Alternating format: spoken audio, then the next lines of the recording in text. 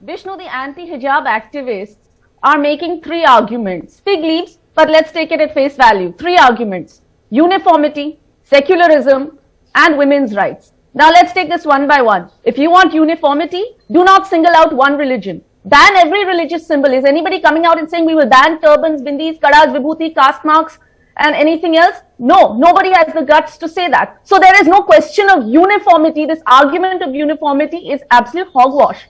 Secondly, secularism. What does secularism say? Treat all religions equally. You cannot have an arbitrary uniform law that suddenly comes up and says only headscarves are barred. But if somebody drapes a dupatta over their head, it's not barred. That's not secularism. And thirdly, the fig leaf of women's rights that is being raised. I mean, first of all, as Salman pointed out, there's nothing to suggest coercion. The women themselves are saying, we want to wear this, this is our right. But also, and it's ironic, you cannot on the one hand say women's empowerment and then say, deny them their own education. You want, even if you think that hijab is forced, let's even take that argument at face value. Okay. The best way to counter forced hijab is to educate women. This is a government that trumpets Beti Pachao, Beti Padhao, but is denying women education in the name of empowerment. There can be nothing more ironic than that. And coming to Geeta's point about these are staged protests, there is something suspicious about the timing of all of this. There is something suspicious about the timing of all of this. There's something suspicious about the timing of them suddenly being banned from entering when they've been wearing it all along. And let me also point out that talking about full face covering and hijab are two very different debates, as we have seen. Okay? All right, okay, lots of points over there. Geeta ji, also as you respond, also because people are wearing masks. Right. So as you respond to Salman and Mihira, Geeta ji, also look at what the law says. This has been settled, in fact, in courts. Article 25 guarantees the freedom of religion, the freedom of choice with respect to headdress, to dresses based on religious injunctions. And this has been affirmed by the Supreme Court in a 1954 decision. So therefore, you know, what's wrong with what these students were doing? We can debate the merits of, you know, of hijab and whether it should be worn and what it symbolizes elsewhere. But right now it seems to be just an effort at denying this to them.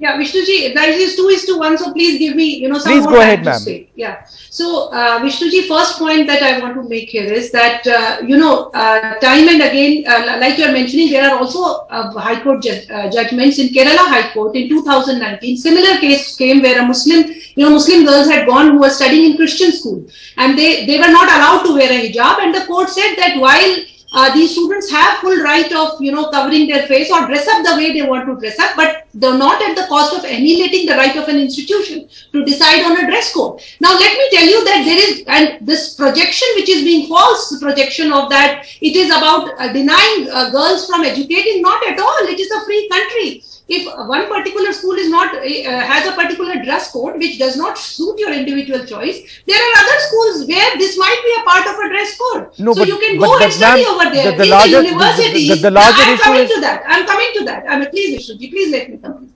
Please let me complete. While there are, you know, Islamic countries where women are, you know, burning their hijab, saying that we want freedom for it, there are few in this country, so-called liberals, who when you know, when the Sabarimala judgment had come, which actually was the right of the deity to decide that who enters his temple, those who were hailing it as women's empowerment are today saying, no, wearing the hijab is a woman's empowerment. That also is, you know, is one, you know, contradiction which is coming over here. But the point over here is that even 2 days back in Kerala, there are, you know, student volunteers from schools who go to the Kerala police as volunteers. There again, Muslim girls have said that we want to cover our face. And the Kerala government has denied it, that they have to wear a prescribed uniform. They will not be allowed.